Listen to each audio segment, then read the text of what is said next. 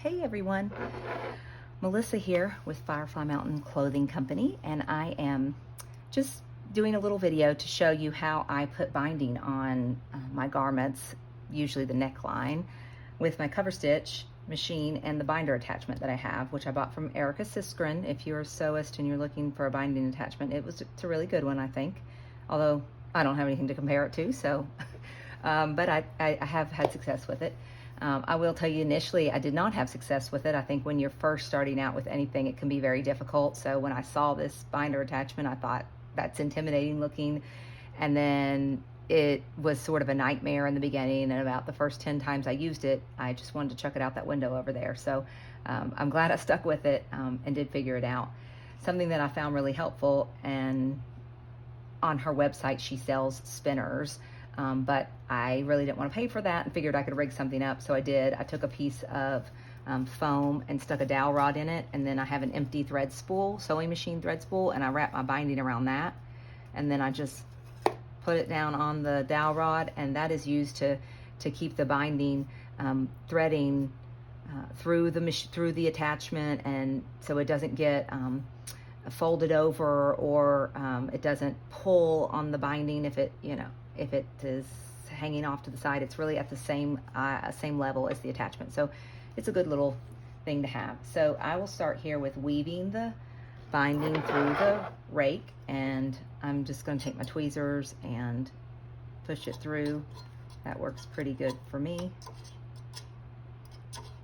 Today I am just working on a muslin, which is just a tester garment for me, for a shirt for me. So I'm using some $2 a yard fabric from the Walmart knit fabric bin, just to see if it will fit me. So once it feeds through the binder attachment, you want to pull it out, and then I like to fold it just the way it would be folded on the garment, and then so that kind of gets it started. Pull it through the presser foot, underneath the presser foot, and then lower it. So now we're ready to start. I've cut my binding strip at least 8 inches larger than I need it to be, and that gives me enough so that I can sew a few stitches here at the beginning and see if it's my binder attachment is lined up correctly, see how the stitches look, and then have a little bit left over at the end, because you don't want to run out midway through binding, because then you're going to have to rip it all out and cut a longer piece of binding, so that would be unfortunate. My settings on my machine are, I have my presser foot pressure at a little bit higher than medium, but not all the way cranked up. I have my tension set at just above 3, not quite 3.5, and I leave my tensions alone. I really don't change them when I sew different things, because I pretty much always sew with cotton lycra or some type of knit, or fairly stable knit, so I don't change those a lot. My stitch length is 3, and my differential is set on neutral, and my looper setting, tension setting, is medium. So that's what I do, and it seems to work pretty good, but you'll need to just work with your machine and make adjustments as needed, so that the binding looks good. So let's sew a few stitches. Okay, as it comes out the back, I'm going to just take a look at it. Yeah, it's really off. It's really pressed over to the left a lot.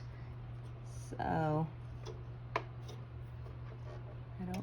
sometimes I don't know why it does that, but it is pushed way off to the left.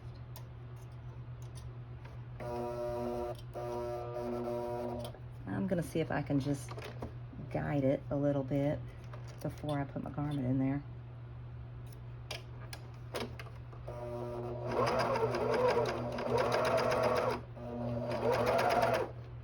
And guys, that doesn't look good at all. It's got a big lip on it, and sometimes I'm just not 100% sure why it does what it does, but a lot of times I'll just take it out and start again and see if that solves my problem. So you can see I'm no expert here, but I am learning as I go, and I think that's really what it's about.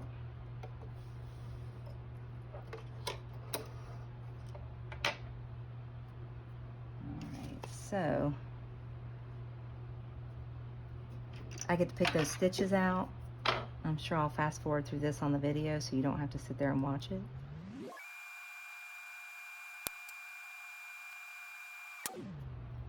All right, we're going to start this all over again and see if maybe I can get it lined up a little bit better. Get it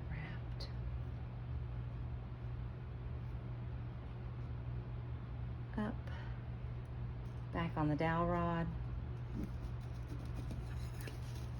Weave it through the fork and into the binder attachment.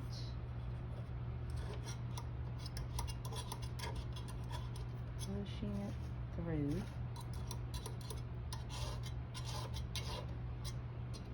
Okay. Now, fold it the way it should be. Put it under presser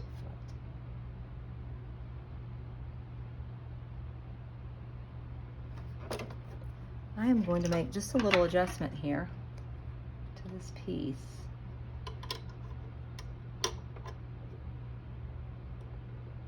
Push it back a little bit, see if that helps.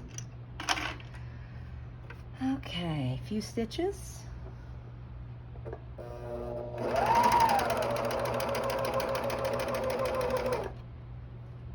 That looks a lot better. A lot better. Hopefully I didn't pull back too far. Okay, I think that looks good, and especially just for my little tester here. So as you'll see when I sew, I'm going to keep this little tool in my hand. This is the little hex key that you use to loosen your needles in the machine, but I like to use it to guide my fabric through. If I feel like my binding is being pushed to the left or the right, there's a little gap between the binder attachment and the presser foot, and I can kind of stick this in there and just kind of guide the binding so that it can stay on track. So that can happen a lot if you're going around curves. So let me see if I can find what I need to find here. Okay, I have sewn one shoulder seam together. Now I'm going to put my garment, I put it right side up.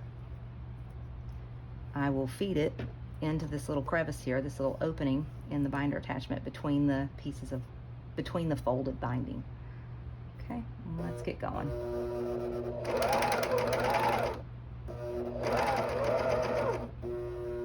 One thing I also realize is sometimes the garment can be heavy, especially if it's big, like an adult size, or if it's a long romper with pants or something for a child. And if it's in your lap, it can actually pull on the garment itself, and then you're going to get really stretched out, bad looking binding. So try to keep it all up on the table where your machine is so that it doesn't pull and stretch on the garment that you're sewing. I wish someone had told me that like a month ago. But now I get to rip out some binding on some rompers that I made to fix them.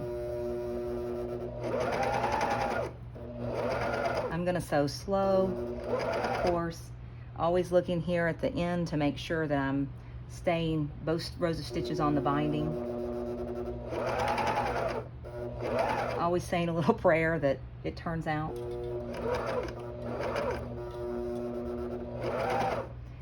If you're going around a sharp curve with the binding, you may need to just take your little tool here and push a little bit of the top part of the binding over. If you can see that, that kind of helps you to stay on the binding.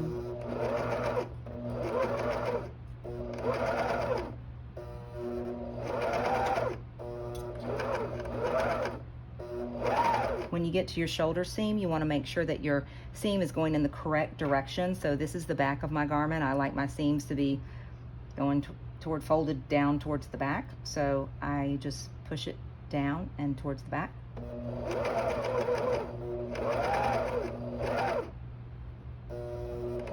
From time to time, you want to look over here to your right, make sure your binding isn't folded or getting, you know, curled up as it goes through the attachment, because then it will definitely not go on correctly.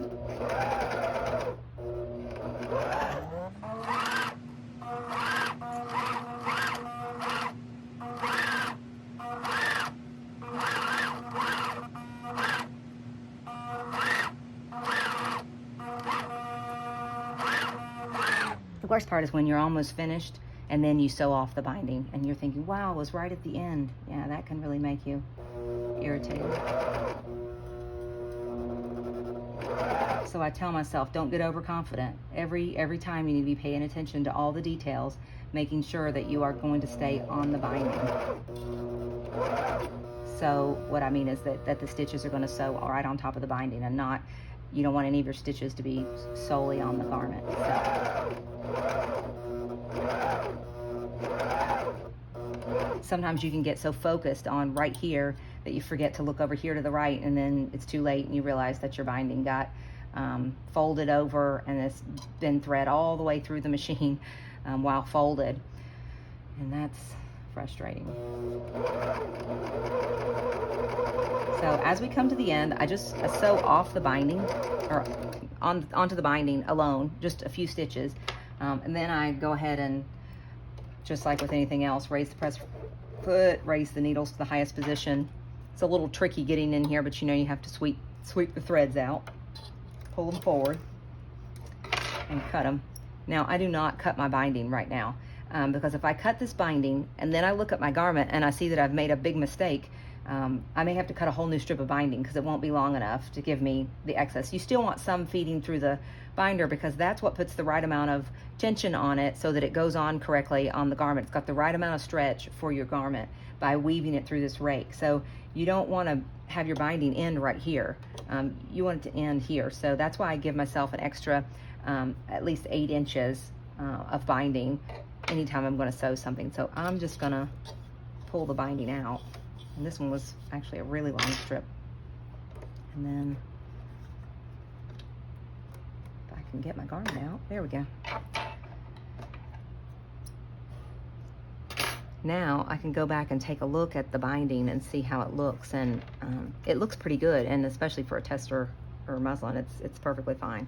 So that's just a little bit about how I sew my binding. One thing I will mention is your presser foot pressure. I think it's somewhat, and that's a tongue twister. Your presser foot pressure, I think, is somewhat an overlooked element. I found that when my presser foot pressure was too high, it seemed to be pushing my binding out to the left side for some reason. It was my binding just kept getting off, and I couldn't figure out why, because I never changed my tensions or my differential. But I had changed my presser foot pressure, and I had it on high. So I backed it down to medium or medium high, and that seems to have done the trick. So it doesn't seem to be pushing the binding off to the left or right anymore. Of course, another thing is you want to get your head right up in here like this and look at where the binding is coming out and make sure it's going exactly straight into and under the presser foot, and it's not, you know, pushed off or canted a little bit to the side, because that'll certainly do it as well. So I hope this has been somewhat helpful for you. As you can see, we all make mistakes, and we just have to correct them and then learn from them and move on. So hope you have a great day.